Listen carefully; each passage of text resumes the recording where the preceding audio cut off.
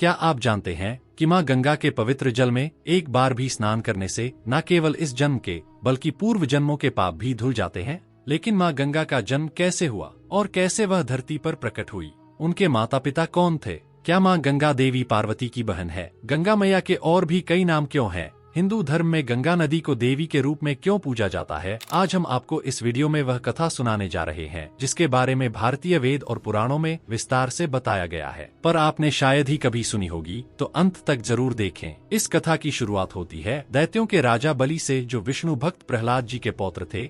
राजा बलि एक महान योद्धा थे और अपनी दानवीरता और न्यायप्रियता के लिए प्रसिद्ध थे। उन्होंने अपने पिता विरोचन की देवराज इंद्र द्वारा छल से की गई हत्या के बाद तीनों लोकों पर अपना अधिकार कर लिया था। अपनी शक्तियों के कारण उन्हें इतना घमंड हो गया था कि उन्होंने स्वयं को भगवान मानना शुरू कर दिया था। जब असुरों के राजा बलि ने देवताओं को युद्ध में पराजित कर दिया और स्वर्ग पर अपना कब्जा कर लिया, तब सभी देवता बहुत दुखी हो गए। दुखी देवता अपनी माता आदित्य के पास पहुँचे और अपनी समस्या बताई। तब आदित्य ने अपने पति कश्यप ऋषि के कहने पर एक व्रत किया, जिसके शुभ फल से भगवान विष्णु ने वामन अवतार के रूप में जन्म लिया। उसी समय राजा बलि अपने राज्य की सुख समृद्धि के लिए अश्वमेध यज्ञ करवा रहे थे, जिसमें उन्होंने विशाल ब्राह्मण भोजन का आयोजन किया और दान दिया। तब भगवान विष्णु वामन रूप में राजा बलि के पास पहुँचे। हालांकि राजा बलि को यह आभास हो गया था कि स्वयं भगवान विष्णु उनके पास आए हैं। जब राजा बलि ने ब्राह्मण से दान मांगने के लिए कहा, तब भगवान वामन ने राजा बलि से 3 कदम जमीन दान में मांगी। यह सुनकर राजा बलि खुशी खुशी तैयार हो गए। तब भगवान विष्णु ने अपना विकराल रूप धारण किया।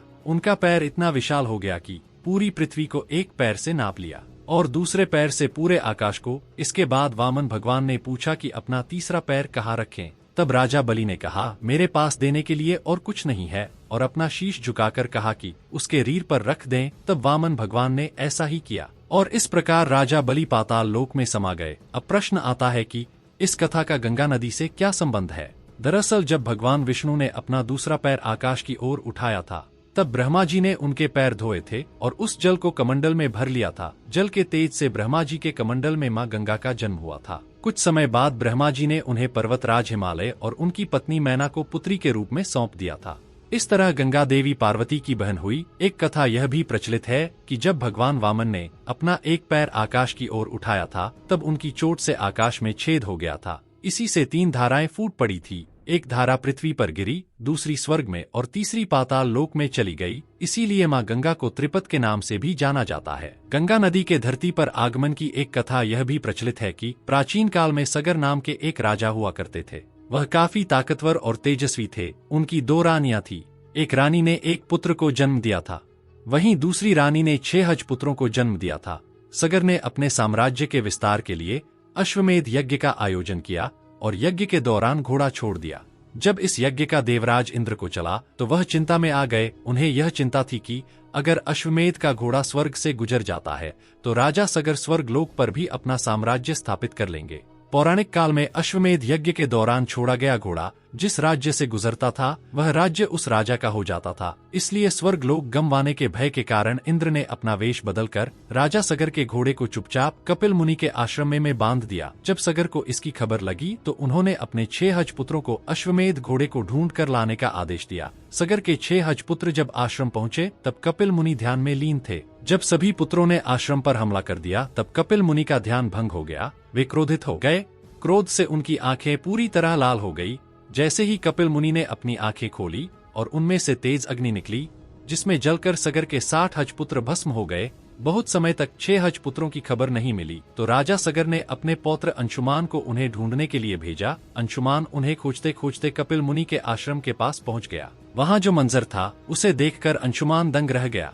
उसके सभी चाचा राख में तब्दील हो गए थे। तभी वहां से पक्षीराज गरुड़ उड़ते हुए आए और अंशुमान को बताया कि यह सब कपिल मुनि के कोप से हुआ है। सगर के 60 हज पुत्रों की आत्मा को तभी मुक्ति मिलेगी जब उनका गंगा के पानी से तर्पण होगा। इसके बाद अंशुमान ने राजा सगर के सभी 6 हज पुत्रों के तर्पण के लिए गंगा को धरती पर लाने की ठानी। वह हिमालय की ओर चला गया और तप में लीन हो गया। राजा सगर के जाने के बाद अंशुमान के पुत्र दिलीप ने अपने वंश को आगे बढ़ाया और राजपाट संभाला। दिलीप ने एक पुत्र को जन्म दिया, जिसका नाम भागीरथ रखा गया। हालांकि अंशुमान सगर के 6 हज पुत्रों की आत्मा को मुक्ति नहीं दिला सके।